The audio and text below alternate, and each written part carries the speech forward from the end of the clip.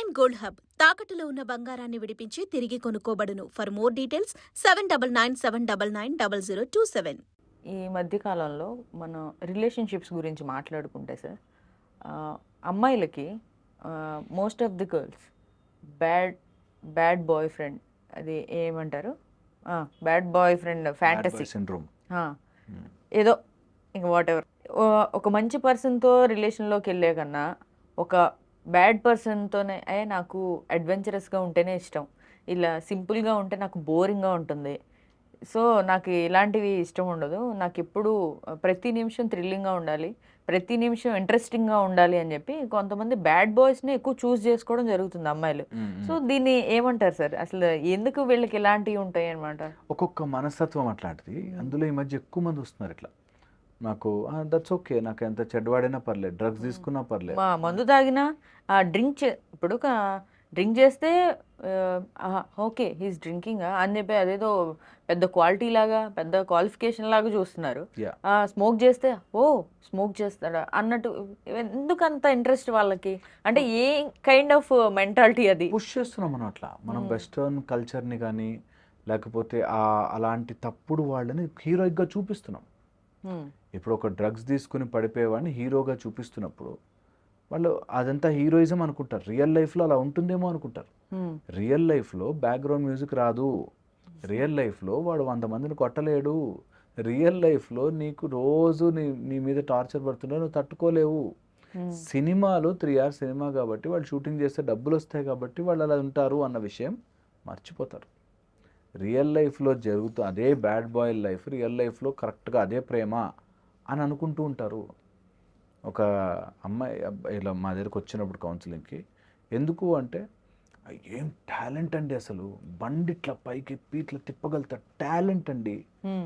Okay సరే, అయితే ఏంటి ఆయన టాలెంట్ ఏమో, అయితే why did you love him? అదే అది చూసి లవ్ చేసిందండి. బండి పైకి ఎత్తి ఇట్లా తిప్పడం, రాత్రి 12 గంటలకు 11:30కి రోడ్డు మీదకి వెళ్తే ఇట్లా బైక్ వేసుకుని తిప్పుతున్నాను, అది టాలెంట్ అంది అని. ఓకే ఆయన టాలెంట్ ఓకే, అది అప్రిషియేట్ చేయొచ్చు, బండి ఒంటికాల మీద పైకి ఎత్తడము, బట్ దానివల్ల నీ లవ్కి ప్రేమకి సంబంధం ఏంటి తెలియదు అంతే. ఎంత సిల్లీ అంటే నైట్ 12 o'clock వచ్చి ఇట్లా ఇట్లా 12 అవ్వగానే నాకు బర్త్డే విష్ చెప్పి కేక్ కట్ చేస్తాడు. అది అసలు నాకు ఎంత థ్రిల్లింగ్గా ఉంటుంది. ఏంటి థ్రిల్లింగ్, వాట్ నాన్ సెన్స్ అనిపిస్తుంది. కానీ అది వాళ్ళ దృష్టిలో చాలా గొప్ప ప్రేమ, అమరమైన ప్రేమ. ఏంటంటే తల్లిదండ్రులకు తెలియకుండా గోడ దూకిచ్చో లేకపోతే ఇంట్లోంచి తప్పించో బయటకు వెళ్ళి 12 o'clock ఆ రోడ్డు మీద కరెక్ట్గా 12 కొట్టగానే హ్యాపీ బర్త్డే అని కేక్ కట్ చేయించి అంతా పొయ్యాలి, ఒక షవర్ కురిపించి మొహం అంతా కేక్ రాస్తే గొప్ప ప్రేమ. సో ఇట్లాగా చాలామంది తయారయ్యారు అలా, చాలామంది అలాంటిదే లైఫ్. ఎన్ని రోజులు నేను లైఫ్ చూడలేదండి, ఇది నేను ఇప్పుడు రియల్ లైఫ్ని చూశాను అనే పిల్లలు నాకు తెలుసు చాలామంది. ఏంటి రియల్ లైఫ్ రా అంటే, బండి మీద తిరిగామనో, లేకపోతే ఆ నైట్ కేకులు రాసేసుకున్నామనో, లేకపోతే సిగరెట్ మందు నాకు ఎప్పుడు టేస్ట్ చేయాలని సార్, నేను చెడ్డదాన్ని కాదు, వారు చెడు పనులు చేయాలని కాదు, నాకు టేస్ట్ చేయాలండే, అతను చేయించాడండి అందుకని నేను ప్రేమించాను అనేవాళ్ళు చాలామంది ఉన్నారు. ఎవరి ప్రేమ ఎట్లాంటిది మనం డిఫైన్ చేయలేం, కానీ పాయింట్ ఈజ్ ఇలాంటి వాటి కోసం నీ తల్లిదండ్రులు నెగ్లెక్ట్ చేసి, కెరియర్ నెగ్లెక్ట్ చేసి, లైఫ్ నెగ్లెక్ట్ చేసి బ్యాడ్ బాయ్గా ఉంటే పర్లేదు అని అనుకునేవాడు నీతో రేపు బ్యాడ్ బాయ్ బిహేవియర్ చేసినా నువ్వు తట్టుకునేటట్టు ఉండగల. అది లేకపోతే మాత్రం యూ విల్ బి రియల్లీ అసలు చూడలేం. నాకు తెలిసిన మా దగ్గరకు వస్తే చాలా కేసెస్ అండి, తీసుకెళ్ళి వేరే చోట్ల వదిలేసిన వాడు అక్కడ దాకా వెళ్ళాక వాడు చేసే పనులు చూసి తట్టుకోలేక అమ్మాయి పారిపోయి రావడాలు, ఇలాంటివి చాలా జరుగుతాయి. ఒక అమ్మాయికి నార్త్ సైడ్ అబ్బాయిలంటే చాలా ఇష్టం, అలాంటి వాళ్ళు ఏది అడిగినా కూడా నేను అసలు ఆగలేనండి వాళ్ళని. అలాంటిది ఒక అబ్బాయిని నేను ప్రేమించాను, వాడు అక్కడెక్కడో రాజస్థాన్లో ఎక్కడో ఒక మారుమూల గ్రామంలో ఆమెను తీసుకెళ్ళి ఉంచాడు. అది ప్రేమ అనుకుంది, అక్కడే వాళ్ళతో కలిసి ఉంటే నాకు నువ్వు ఉంటే చాలరా ఎవ్వరు అవసరం లేదు అని అనుకుని వెళ్ళింది. అక్కడికి వెళ్ళాక వాడు రోజుకు ఒక అమ్మాయిని తీసుకురావడం స్టార్ట్ చేశాడు. దాంతో తట్టుకోలేక అక్కడి నుంచి తప్పించుకోలేక ఒక 6 నెలలు బాధపడి ఎవరో హెల్ప్ తీసుకుని మెల్లగా పారిపోయి బయటకు వచ్చేసింది. వచ్చి ఇక్కడ ఉండి కౌన్సిలింగ్ అవుతున్నా అతను మంచోడే అండి కానీ ఎందుకు చేశాడు అంటుంది. అంటే ఇక్కడ పేరెంట్స్ మాలా కౌన్సిలింగ్ చేసేవాళ్ళు ఇక్కడ ఉండే ఫ్యామిలీ అందరూ చెడ్డవాళ్ళు, అతను ఒక్కడే మంచివాడు. అలాంటి మూర్ఖత్వములో ఉంటారు. సో వీళ్ళని ఒక మూర్ఖుల్లాగే ట్రీట్ చేయొచ్చు ఎవరికైతే వీళ్ళు అడ్వెంచరస్ గా లైఫ్ ని కోరుకుంటున్నారు. వాళ్ళు లైఫ్ని అడ్వెంచరస్గా తీసుకోవడము వాళ్ళకి వాళ్ళు ఎక్స్పీరియన్స్ చేయడం కాకుండా తప్పుదారి పట్టడం అడ్వెంచర్ అనుకుంటారు. అది ప్రాబ్లం.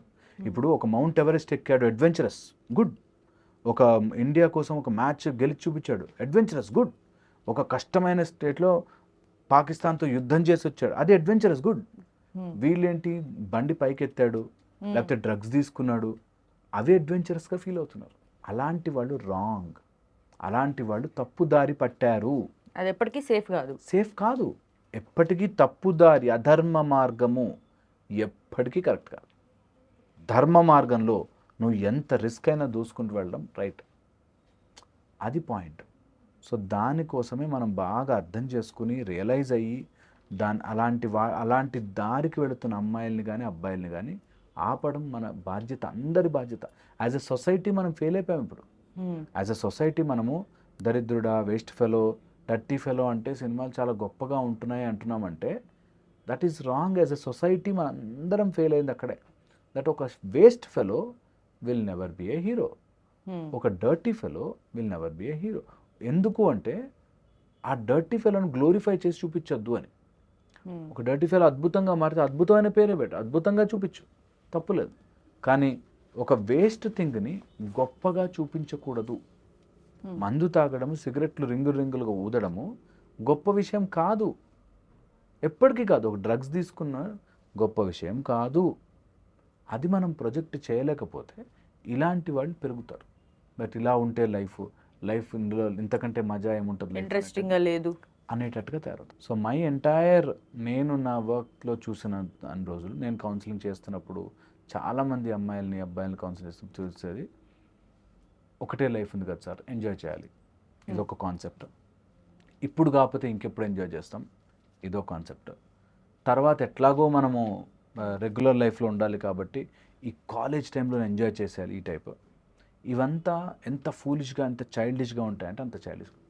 రేపు ఎలాగో నేను నార్మల్ పప్పన్నమే తినాలి కాబట్టి ఈ రోజంతా ఫుల్ డే ఐస్ క్రీమే తింటానంటే గొంతు ఎలా పట్టేస్తుందో అలాగా యూ కెన్ నెవర్ అదేదో అడ్వెంచరస్గా ఉండాలి అనే దాంతో ఇప్పుడు తప్పుదారి పట్టలేము అన్న విషయం మనం తెలుసుకోవాలి, చెప్పాలి పిల్లలకి. That wrong is wrong, no matter once or twice or 100 times రాంగే. తెలుసుకుని తొందరగా బయటికి రండి అనేది పిల్లలకి నేర్పించాలి.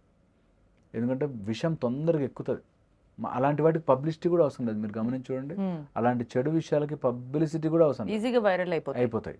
ఒక మంచి విషయం ఎక్కాలి, అర్థం చేసుకోవాలంటే చాలా డిటర్మినేషన్ అండ్ స్ట్రెంగ్త్ కావాలి. ఆ స్ట్రెంగ్త్ రాదు, దాన్ని మనం పిల్లల్లో ఇన్కల్కేట్ చేయాలి.